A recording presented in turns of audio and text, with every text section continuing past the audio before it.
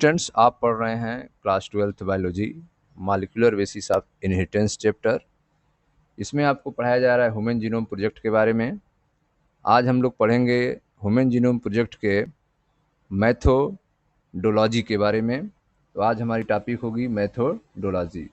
कैसे human genome project work करता है इसके बारे में हम लोग समझेंगे, मैथोडोलॉजी के बारे में। तो आइए स्टार्ट करते हैं। The methods involve two major approaches. ठीक है, मेथडोलॉजी में जो मेथड यूज किए हैं उनमें दो मेजर अप्रोच होते हैं। ठीक है, the method involve two major approach. ठीक है, जो भी हम मेथड यूज करेंगे उसमें दो मेजर अप्रोच होगा। पहला जो अप्रोच है, one approach is focus on identify all the gene that are express as RNA. पहला जो हमारा लक्ष्य है, ठीक है, पहला मेथड जो होगा वह इस पर आधारित होगा कि हमें सबसे पहले उन सभी जीनों को आइडेंटिफाई करना है जो आरएनए के रूप में एक्सप्रेस होते हैं, जो आरएनए के रूप में एक्सप्रेस होते हैं। तो पहला अप्रोच क्या है? One approach focus on identifying all the gene that are express as RNA. ठीक है, तो उन सभी जीनों पर पहले फोकस करना है जो, ठीक है, जो आरएनए के रूप में आइडेंटिफाई होते हैं। इनको क्या कहेंगे? Refer to as express sequence tag. इनको हम एक्सप्रेस सीक्वेंस टैग कर सकते हैं, ESTS। ठीक है, दूसरा जो है, the other took the blind approach. दूसरा जो है ब्लाइंड अप्रोच है। आप simply sequencing the whole set of genome. ठीक है, दूसरा जो है आपका ब्लाइंड अप्रोच है जिसमें पूरे जीनोम के सेट को सीक्वेंस किया जाएगा। ठीक है, तो the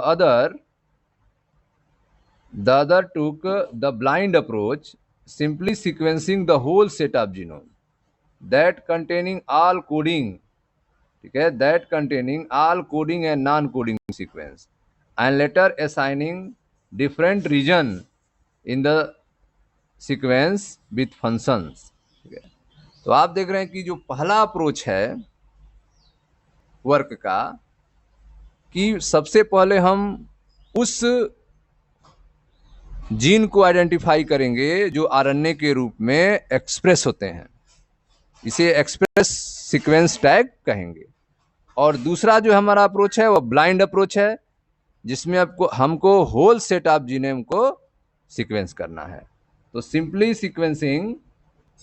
sequencing whole set of genome that contain all coding and non coding sequence, जिनमें एक्सान एंड ट्रांस दोनों होंगे, जिनमें कोडिंग और नॉन कोडिंग दोनों सीक्वेंस होंगे, and later assigning different region in the sequence with functions. और बाद में जो है सीक्वेंस में अलग अलग रीजन को पहचानेंगे कि कौन से वर्क कर रहे हैं, कौन से नहीं कर रहे हैं। ठीक है, a term refer to as sequence annotation. इसके लिए जो टर्म हम यूज करेंगे इसे कहेंगे सीक्वेंस एनोटेशन। ठीक है, तो मेथडोलॉजी में आपने देखा कि टू मेजर अप्रोच से वर्क करना है। पहला है आपका एक्सप्रेस सीक्वेंस टैग और सेकेंड है आपका sequence annotation. Express sequence tag में आपने देखा केवल उसी जीन को हमें फोकस करना है जो आरएनए के रूप में रिप्रेजेंट होते हैं, और दूसरे में सभी को कोडिंग नॉन कोडिंग सबको हमें सीक्वेंस करना है। अब यह वर्क होगा कैसे, आइए उसके बारे में देखते हैं। For sequencing the total DNA from a cell is isolated. Sequencing में सेल के टोटल डीएनए को अलग किया जाएगा। For sequencing the total DNA from a cell is isolated.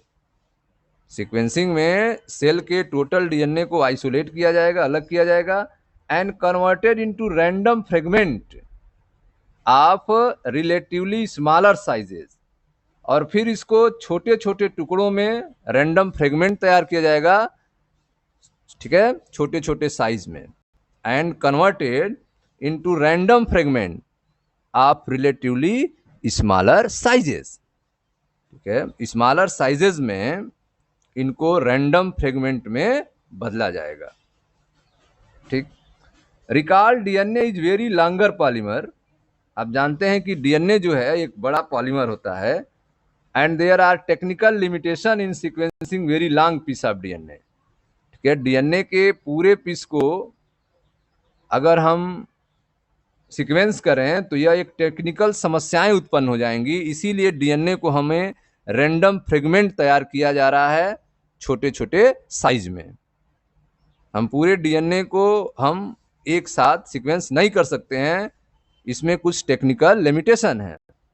ठीक, तो सबसे पहले आप देख रहे हैं कि डीएनए को आइसोलेट किया जाएगा सेल से, और फिर इसको छोटे छोटे टुकड़ों में स्मॉलर साइज में रैंडम फ्रेगमेंट तैयार करेंगे, and clone in suitable host specialised vector. ठीक है, फिर जो ये छोटे छोटे फ्रेगमेंट तैयार हुए हैं डीएनए के, उसका हम स्पेशलाइज वेक्टर में क्लोन तैयार करेंगे, उसकी कॉपी तैयार करेंगे, and clone in suitable host using specialise vector. Specialise vector का यूज करके एक सुटेबल होस्ट में हम यह जो फ्रेगमेंट हैं डीएनए के, उनका क्लोन तैयार करेंगे। The cloning resulted into amplification each piece of DNA. उसके बाद जो क्लोन तैयार हुआ है, ठीक है, उस प्रत्येक डीएनए के टुकड़ों का एम्प्लीफिकेशन किया जाएगा। ठीक है, उसको बड़ा बनाया जाएगा जिससे उसके बारे में जानकारी लिया जा सके।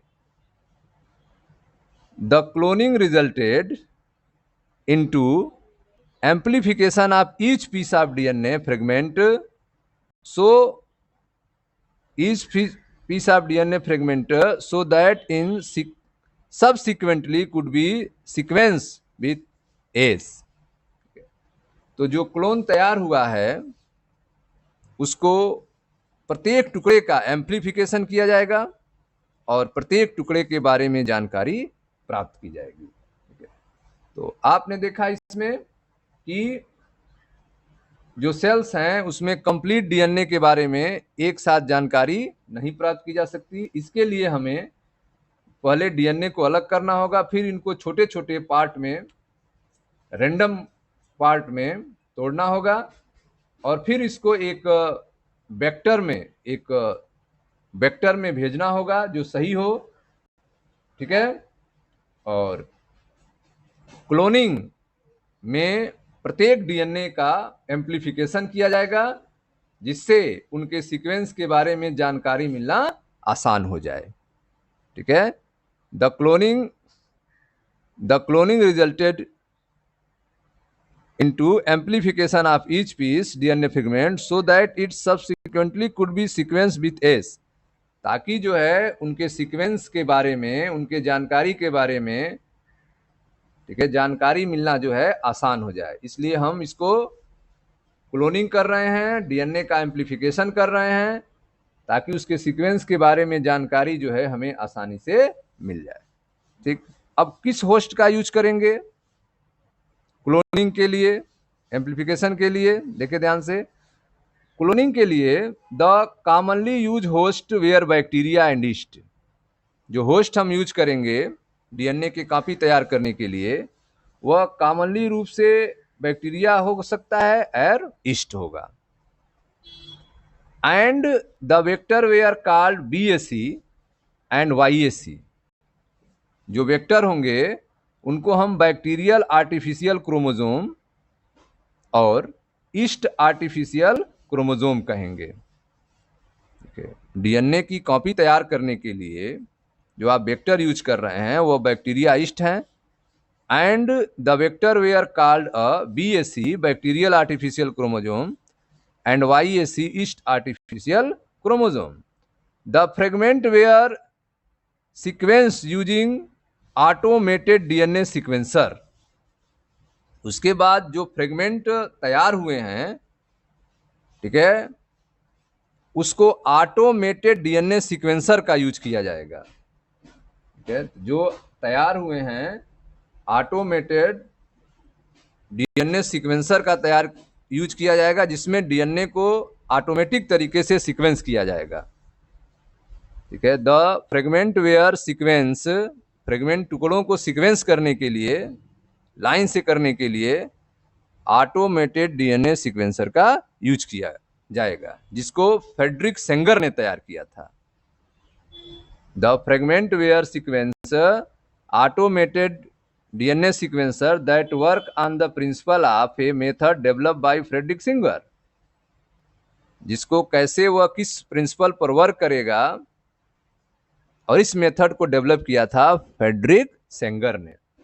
The fragment were sequenced using automated DNA sequencer that work on the principle of a method developed by Frederick Sanger. Frederick Sanger कौन थे? जिन्होंने अमीनो एसिड को डिटर्मिनेशन किया था प्रोटीन के अंदर। ठीक है, remember Sengar is also credited for developing method for determining the determination of amino acid sequence in protein। Protein के अंदर अमीनो एसिड के सीक्वेंस को डिटरमाइन करने का जो मेथड है वह सेंगर ने ही डेवलप किया था। Remember Sengar is also credited for developing method for determining the amino acid sequence in protein. उन्हीं के द्वारा जो मेथड डेवलप किया गया है, उसी से डीएनए फ्रेगमेंट को ऑटोमेटेड तरीके से सीक्वेंस किया जाएगा। ठीक, these sequences were then arranged based on the some overlapping region present in them। ये जो सीक्वेंस हैं इनको अरेंज किया जाएगा ओवरलैपिंग रीजन जो उनके बीच में उपस्थित है। ये सीक्वेंस अरेंज्ड होंगे ओवरलैपिंग रीजन्स में जो उनमें उपस्थित है। ठीक है, तो आप देख रहे हैं कि इन सीक्वेंस को एक दूसरे में स्थित ओवरलैपिंग के आधार पर व्यवस्थित करते हैं। ठीक है, these sequences were then arrange based on some overlapping region present in them. इन सीक्वेंस को एक दूसरे में स्थित ओवरलैपिंग के आधार पर व्यवस्थित करते हैं। This required generation of overlapping fragment for sequencing. ठीक है, इसके लिए जो है जरूरी है, ठीक है, ओवरलैपिंग फ्रेगमेंट की जो कि सीक्वेंस हो सके। ठीक है, सीक्वेंसिंग के लिए ओवरलैपिंग सीक्वेंस की जरूरत होती है, यह आवश्यक है। These required generation of overlapping fragment for sequencing. ठीक है, ओवरलैपिंग फ्रेगमेंट को सीक्वेंसिंग करने के लिए जनरेशन ऑफ ओवरलैपिंग फ्रेगमेंट की जरूरत है। Alignment of these sequences were humanly not possible. मानव के द्वारा, मनुष्य के द्वारा सीक्वेंस को अलाइनमेंट करना संभव नहीं है। Alignment of these sequences were humanly not possible. इस सीक्वेंस को पंक्तिबद्ध करना, लाइन से सेट करना, यह मनुष्य के द्वारा संभव नहीं है। ठीक है, therefore specialised computer based program we are develop. इसके लिए कंप्यूटर बेस्ड प्रोग्राम डेवलप किया गया है। Specialised computer based program develop, इसकी आवश्यकता है। ठीक है, मनुष्य के द्वारा संभव नहीं है कि उसको सीक्वेंस करे, इसलिए स्पेशलाइज्ड कंप्यूटर बेस्ड प्रोग्राम जो है डेवलप किए गए थे। These sequences were subsequently annotated and were assigned to each chromosome. ठीक है, ये जो सीक्वेंस हैं, जो कंप्यूटर आधारित प्रोग्राम है, यह जो है प्रत्येक सीक्वेंस को उनके क्रोमोजोम के आधार पर निर्धारित किया गया। These sequences were subsequently annotated and were assigned to each chromosome। ठीक है, इस सीक्वेंस को उनके क्रोमोजोम के आधार पे निर्धारित किया गया। कंप्यूटर की मदद से, ठीक है, इन सीक्वेंस को सही तरीके से उनके क्रोमोसोम के आधार पर निर्धारित किया गया। The sequence of chromosome 1 was computed only in May 2006। ठीक है, तो आप देख रहे हैं कि जो क्रोमोसोम नंबर 1 है उसके सीक्वेंस को मई 2006 में कंप्लीट किया गया। The sequence of chromosome 1 was completed only in May 2006। मई 2006 में क्रोमोसोम नंबर 1 को कंप्लीट किया गया, उनके सीक्वेंस को, क्रोमोसोम नंबर 1 का सीक्वेंस को मई 2006 में कंप्लीट किया गया। It was the last of the 24 human chromosome. ठीक है, तो यह जो है ह्यूमन क्रोमोसोम के सबसे अंतिम था, जिसको मई 2006 में कंप्लीट किया गया। 22 autosomes and X and Y to be sequence. ठीक है, तो जिसमें आप देख रहे हैं कि 22 ऑटोसोम को भी सीक्वेंस किया गया और एक्स वाई को भी सीक्वेंस किया गया। सबसे लास्ट में क्रोमोसोम नंबर 1 को किया गया, जो कि मई 2006 में कंप्लीट हुआ। ठीक, another challenging task was assigning the genetic and physical map on the genome. जो दूसरा चैलेंजिंग टास्क था वह था कि जीनोम का जेनेटिक और फिजिकल मैप तैयार करना। Another challenging task was assigning, जो दूसरा चैलेंजिंग टास्क देखा गया वह था कि genetic and physical map on the genome. ठीक है, जीनोम का जेनेटिक और फिजिकल मैप तैयार करना।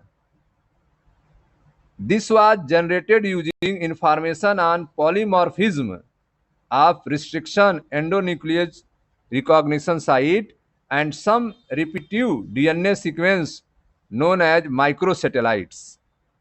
ठीक है, तो आप देख रहे हैं कि यह जो है यह कैसे संभव है। This was generated using information on polymorphism of restriction endonuclease recognition site. तो पॉलीमॉर्फिज्म एंडोन्यूक्लियस रिकॉग्निशन साइट की पहचान और उसके द्वारा जो रिपीटेड डीएनए सीक्वेंस हैं, जिसे आप माइक्रोसैटेलाइट्स कहते हैं। ठीक है, माइक्रोसैटेलाइट्स कहेंगे। This was generated using information on polymorphism of restriction endonuclease recognition site.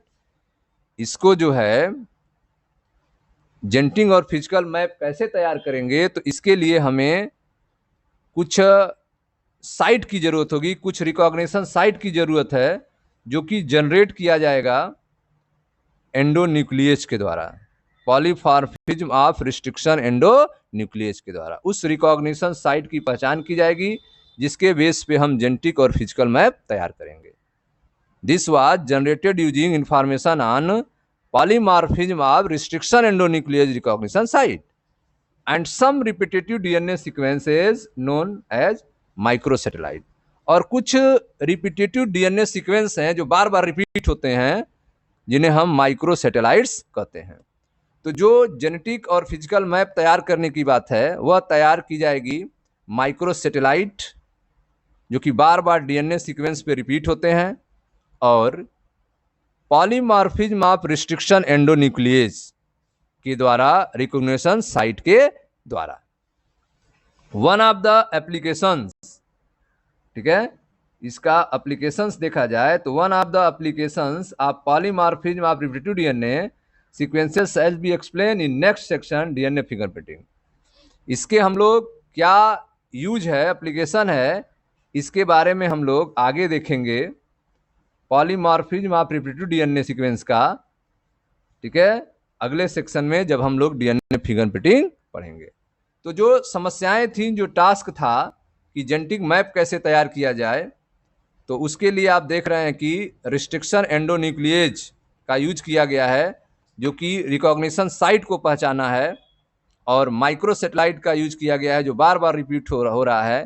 इसकी मदद से जेनेटिक और फिजिकल मैप तैयार किया गया है। इसका यूज जो है हम लोग polymorphism of repeated DNA sequence, इसका यूज हम आगे सेक्शन में डीएनए फिंगरप्रिंटिंग में देखा जाएगा। ठीक है स्टूडेंट्स, तो ये थे आपके वर्क प्रोसेस के बारे में, वर्किंग प्रणाली के बारे में, मेथोडोलॉजी के बारे में। मिलते हैं नेक्स्ट वीडियो में, जहां हम लोग, ठीक है, एसजीपी के साइलेंट फीचर के बारे में चर्चा की जाएगी।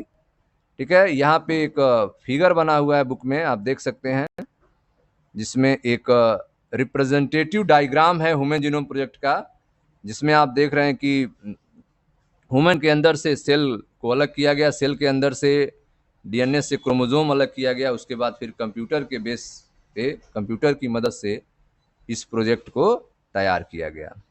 ठीक है स्टूडेंट्स, मिलते हैं नेक्स्ट वीडियो में।